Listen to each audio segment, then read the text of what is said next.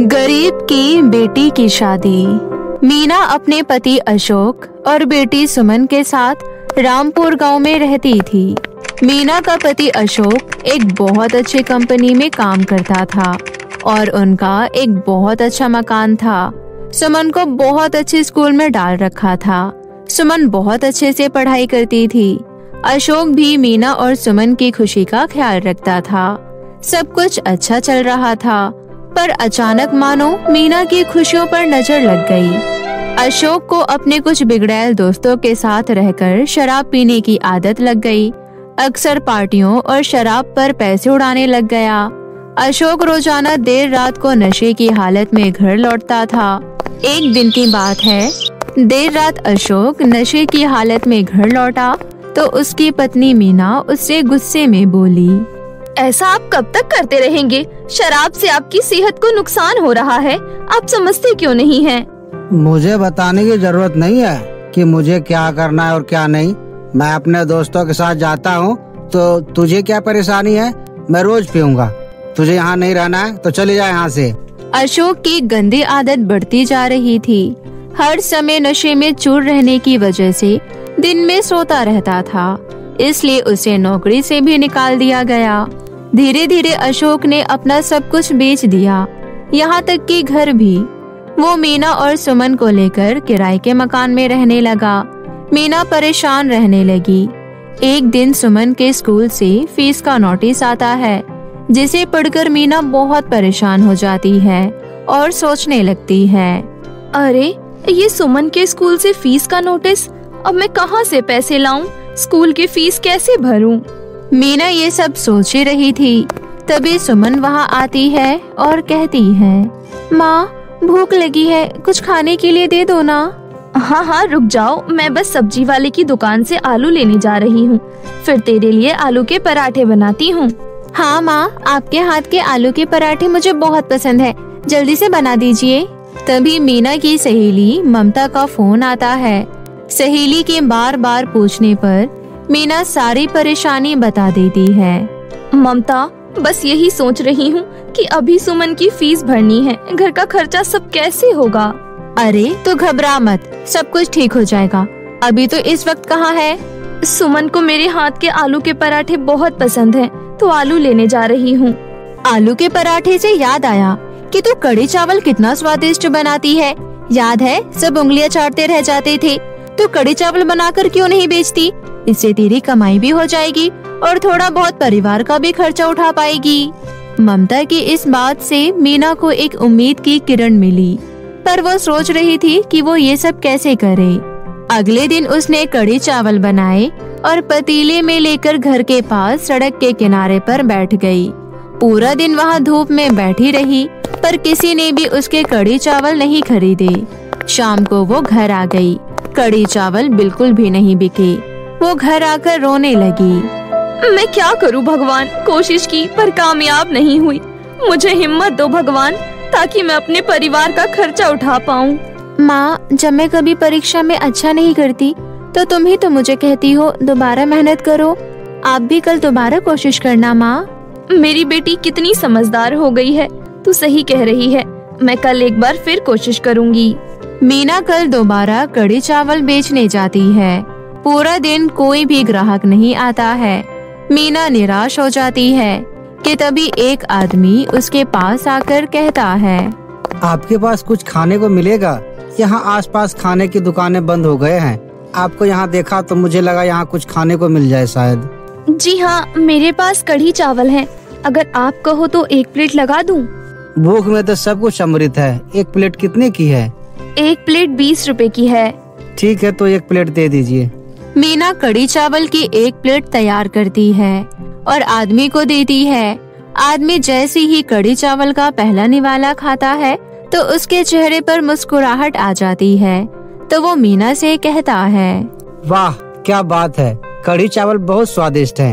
आपको पहले यहाँ कभी नहीं देखा, क्योंकि मैं पहले यहाँ कई बार आया हुआ हूँ। जी आप सही कह रहे हैं, मैंने अभी बस कुछ दिन पहले ही कढ़ी चावल बेचना शुरू किया है।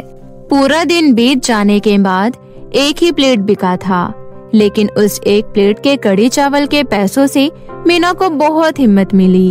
और मीना अगले दिन फिर से कड़ी चावल लगाकर बैठ गई। कुछ देर बैठने के बाद पिछले रात वाला ग्राहक फिर से आया और इस बार उसके साथ उसका एक दोस्त भी था। आपने पहचाना मुझे? कल आपके कड़ी चावल बहुत स्वादिष्ट लगे, तो आज मैं अपने पार्टनर दोस्त को भी खिलाने आया हूँ। 2 प्लेट लगा दीजिए। अभी बना देती हूँ साहब। ऐसे ही धीरे धीरे मीना के पास ग्राहक आना शुरू हो गए और उसकी कमाई शुरू हो गई। कुछ ही दिनों में मीना के पास सुमन के स्कूल की फीस भरने लायक पैसे जमा हो गए। वो सुमन के स्कूल की फीस भरना चाहती थी।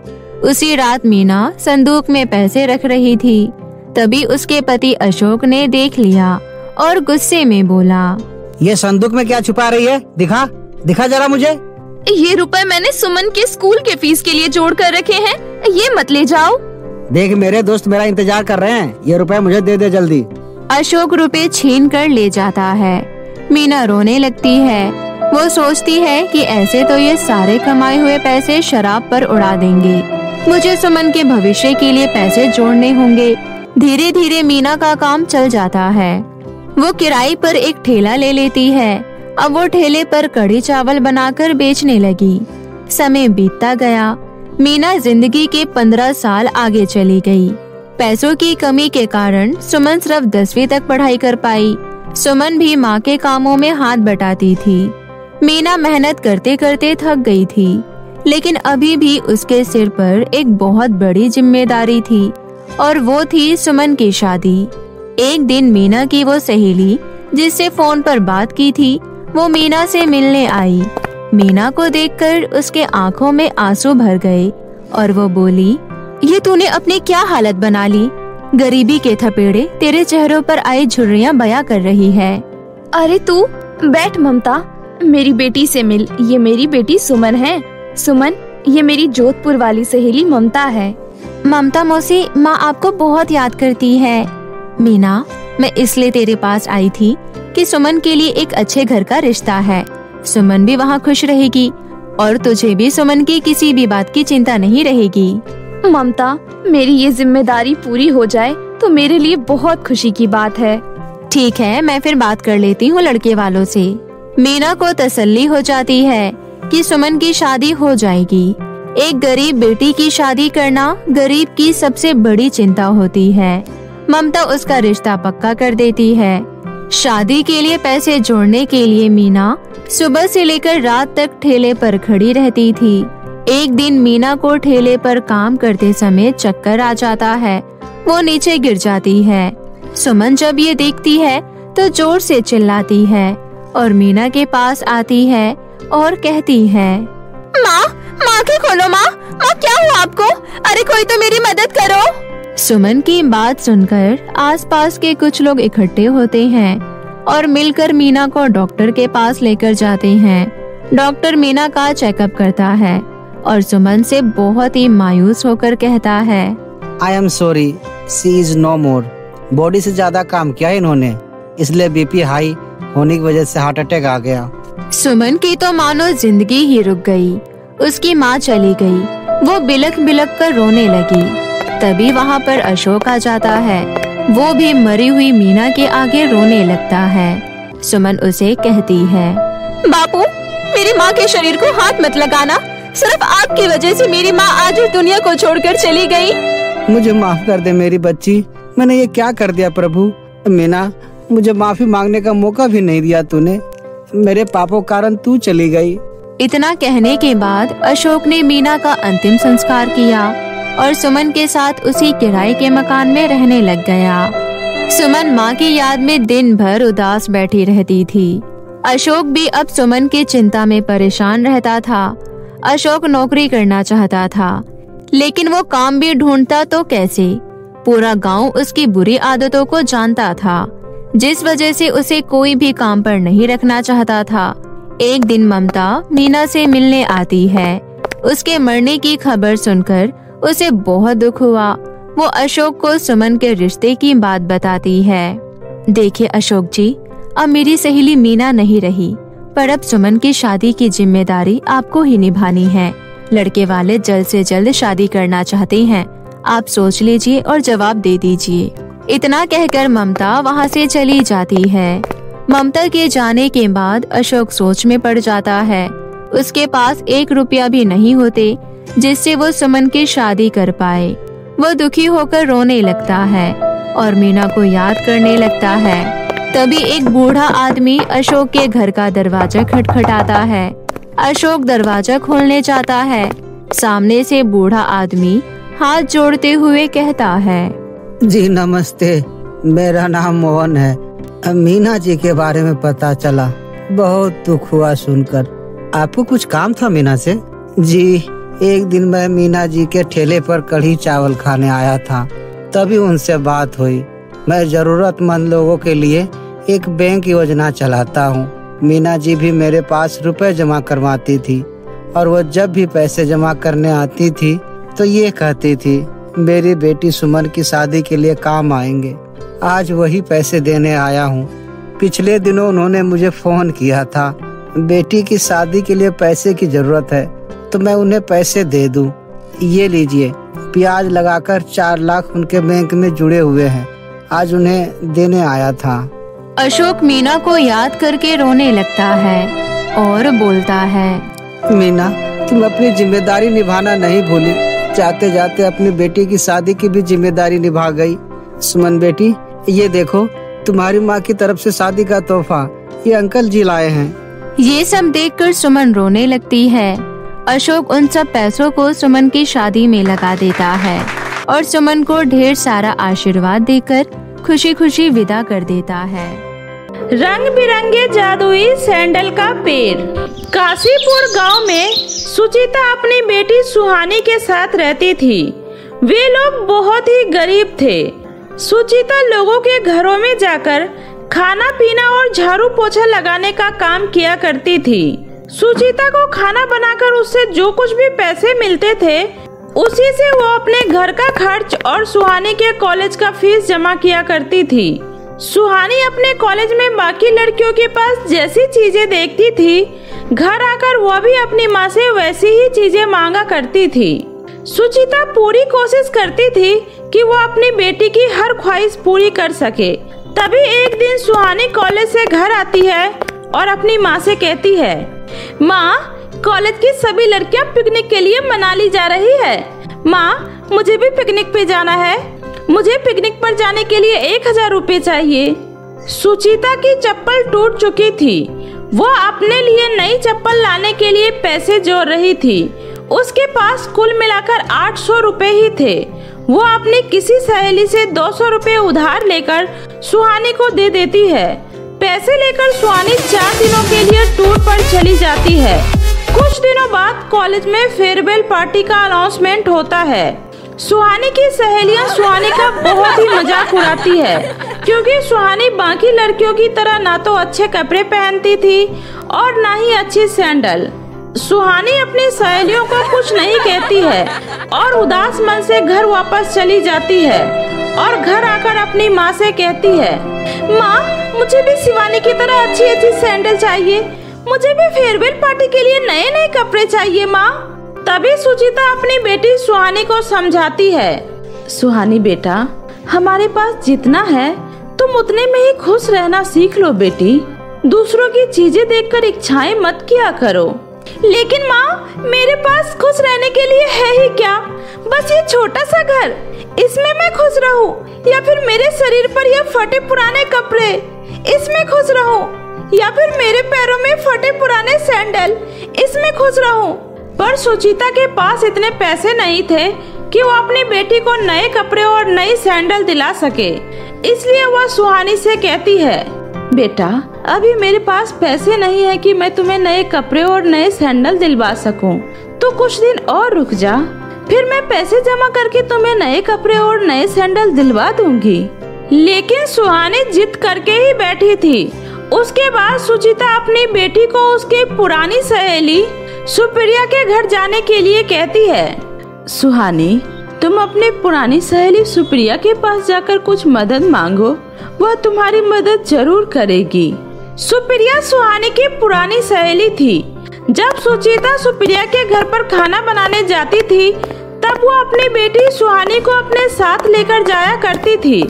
इसलिए सुप्रिया और सुहानी बचपन के अच्छे दोस्त थे।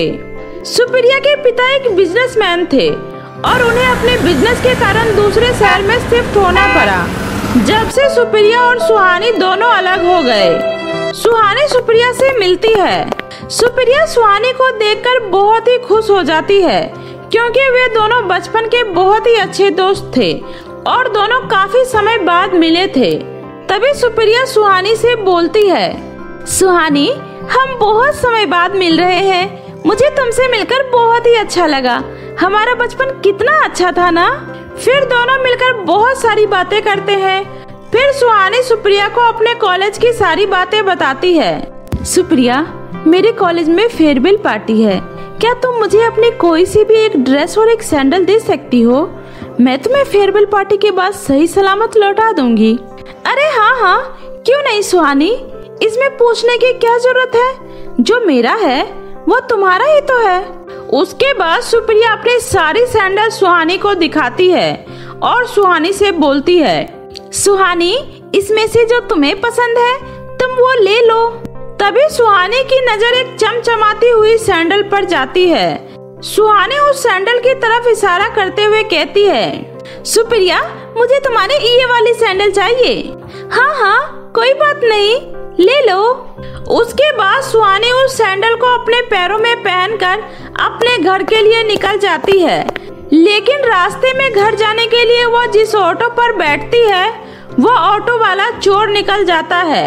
वह सुहानी को बेहोश करके उसकी चमचमाती हुई सैंडल चुराकर भाग जाता है और सुहानी को सड़क किनारे एक पेड़ के नीचे छोड़ देता है। जब सुहानी को होश आता है तो वो खुद को एक पेड़ के नीचे पाती है। जब सुहानी अपने पैरों में सैंडल को नहीं देखती है तो वो जोर जोर से रोने लगती है। हे भगवान, मेरी वो सैंडल कहाँ गई और ये ऑटो वाला मेरी चमचमाती सैंडल चुरा कर ले गया। अब मैं वो सैंडल सुप्रिया को कैसे वापस करूंगी? अब मेरी माँ इतने पैसे कहाँ से लाएगी कि मैं उसे नई सैंडल खरीद कर वापस कर सकूं? तभी उसी रास्ते से एक बूढ़ी अम्मा गुजर रही थी। सड़क पर ज्यादा गाड़ियां चलने के कारण वह सड़क पार नहीं कर पा रही थी। तभी सुहानी अपनी आंसू पोंछकर उस बूढ़ी अम्मा के पास जाती है। चलो अम्मा, मैं आपको सड़क पार करा देती हूँ। सड़क पार करने के बाद बूढ़ी अम्मा सुहानी से बोलती है, धन्यवाद बिटिया, भगवान तुम्हारा भला करेगा। सुहानी बहुत ही दुखी होती है, इसलिए वह उस बूढ़ी अम्मा को कुछ जवाब नहीं देती है। लेकिन वह बूढ़ी अम्मा सुहानी को रोता हुआ देख लेती है। तभी वो सुहानी से पूछती है, क्या हुआ बेटी, तुम रो क्यों रही थी? मुझे बताओ, शायद मैं तुम्हारी कुछ मदद कर सकूं। नहीं अम्मा, आप मेरी मदद नहीं कर पाएंगी, लेकिन फिर भी अगर आप इतना पूछ रही हैं तो मैं आपको बता देती हूँ। सुहानी उस बूढ़ी अम्मा को अपनी सारी दुख भरी कहानी सुनाती है। यह सब सुनने के बाद वह बूढ़ी अम्मा सुहानी से कहती है, बेटी, क्या तुम मुझे मेरे घर तक छोड़ सकती हो? ठीक है अम्मा, चलिए मैं आपको घर तक छोड़ देती हूँ। उस बूढ़ी अम्मा को उसके घर तक छोड़ने के बाद सुहानी उस बूढ़ी अम्मा से कहती है, अम्मा, क्या आप यहाँ पर रहती हैं? हाँ बिटिया, मैं यहीं रहती हूँ। आओ बिटिया, अंदर आ जाओ। सुहानी उस बूढ़ी अम्मा के साथ उसके घर के अंदर जाती है। तभी वह बूढ़ी अम्मा सुहानी से कहती है, बेटी, तुम बहुत ही अच्छी और नेक दिल लड़की हो। सड़क पार करने में मेरी मदद कोई नहीं कर रहा था, लेकिन तुमने मेरी मदद की। अब मैं तुम्हारी एक मदद करना चाहती हूँ। तुम रुको बेटी, मैं अभी आई। उसके बाद बूढ़ी अम्मा अपना बक्सा खोलती है और उसमें से एक पोटली निकालती है और वह पोटली सुहानी को देते हुए कहती है, बेटी, तुम इस पोटली को अपने पास रखो। इसके अंदर एक सुनहरा बीज है, तुम उसको अपने आंगन में लगा देना, फिर तुम्हारी सारी परेशानी खत्म हो जाएगी बेटी। सुहानी को बूढ़ी अम्मा की बातों पर यकीन नहीं होता है, लेकिन फिर भी वो उनका दिल रखने के लिए उस पोटली को अपने साथ लेकर अपने घर आ जाती है और बूढ़ी अम्मा के कहे अनुसार पोटली के अंदर मौजूद सुनहरे बीज को अपने आंगन में लगा देती है और दुखी होकर अपने घर के अंदर चली जाती है। तभी उसकी माँ उससे कहती है, क्या हुआ बेटी, तू तो सुप्रिया से सैंडल लेने गई थी ना, क्या उसने तुझे सैंडल नहीं दी? अपनी माँ के पूछने पर सुहानी रोते हुए उन्हें सारी बातें बता देती है और बहुत दुखी होती है। माँ, अब मैं सुप्रिया को इतनी महंगी सैंडल कैसे लौटा पाऊंगी? मुझे बहुत डर लग रहा है माँ। तू चिंता मत कर बेटा, जो होना था वो तो हो गया। मैं जमींदार जी से उधार लेकर तुझे पैसे दे दूंगी, तो उसी से ही सैंडल खरीद कर सुप्रिया बेटी को लौटा देना। लेकिन माँ, जमींदार तो बहुत ही खड़ूस है, वो हमें बिल्कुल उधार नहीं देगा। एक बार बात करने में हर्ज ही क्या है, मैं कल ही जमींदार के पास जाऊंगी, तू चिंता मत कर, अभी तू सो जा। सुहानी और उसकी माँ उस रात सो जाते हैं। अगले दिन सुहानी उठकर जैसे ही आंगन में जाती है, वह देखती है कि आंगन में चमचमाती हुई रंग बिरंगी सैंडलों से लगा हुआ एक बहुत ही विशाल पेड़ है।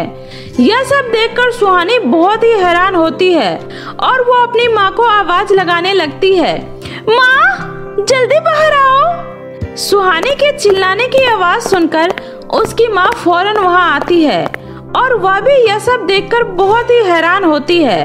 तभी सुहानी कहती है, माँ, मैंने आपको बताया था ना कि मुझे एक बूढ़ी अम्मा मिली थी। मुझे लगा वो बूढ़ी अम्मा मुझसे यूं ही कुछ कह रही है, लेकिन उनकी बात तो सच निकली। अब मैं सुहानी को उसकी सैंडल वापस कर पाऊंगी और बाकी की सारी सैंडलों को बेचकर हमारे पास पैसे भी आ जाएंगे। यह सब देखकर सुहानी और उसकी माँ बहुत ही खुश होते हैं और उस पेड़ से सारी सैंडल तोड़ लेते हैं। सबसे पहले सुहानी उनमें से वह वाली सैंडल उठाती है जो उसे सुप्रिया की सैंडल की तरह दिख रही थी। वह बहुत ही खुश होती है और मन ही मन उस बूढ़ी अम्मा को धन्यवाद करती है। वह उस सैंडल को पहन लेती है। सैंडल पहनते ही सुहानी के कपड़े भी बिल्कुल नए और सुंदर हो जाते हैं। फिर वह अपने कॉलेज के फेयरवेल पार्टी में जाती है, जहां सभी लड़कियां उसे देखकर हैरान हो जाती है। फेयरवेल पार्टी खत्म होने के बाद सुहानी वह सैंडल लेकर सुप्रिया को लौटाने चली जाती है। तुम्हारा बहुत बहुत धन्यवाद सुप्रिया, तुमने मुझे अपनी सैंडल दी। इतना कहकर सुहानी वापस अपने घर आ जाती है। फिर उन सभी सैंडलों को लेकर दोनों माँ बेटी बाजार जाते हैं और उन्हें बेच देते हैं। सैंडल सुंदर होने के कारण तुरंत ही बिक जाती है और उन्हें उन सैंडल के अच्छे खासे पैसे भी मिल जाते हैं। इसी तरह अब उस पेड़ पर रोजाना रंग बिरंगी सुंदर सुंदर सैंडलें उगती थी, जिसे बेचकर दोनों माँ बेटी अच्छे पैसे कमा लेते थे। इस तरह जादुई रंग बिरंगे सैंडलों के पेड़ की वजह से उनकी गरीबी दूर हो जाती है और अब वो दोनों माँ बेटी खुशी खुशी अपना जीवन व्यतीत करने लगते हैं। तो मेरे प्यारे दोस्तों, कैसी लगी आपको मेरी ये कहानी? मुझे कमेंट करके जरूर बताएं। कहानी अच्छी लगी हो तो इसे अपने दोस्तों के साथ भी शेयर करें। और हाँ दोस्तों, अगर आपने अब तक मेरे चैनल जादुई टीवी को सब्सक्राइब नहीं किया है तो जल्दी से नीचे लाल बटन दबाकर अभी सब्सक्राइब कर ले। तो मिलती हूँ ऐसे ही फिर किसी नई मजेदार जादुई कहानी के साथ। तब तक अपना ध्यान रखें। बाय बाय दोस्तों।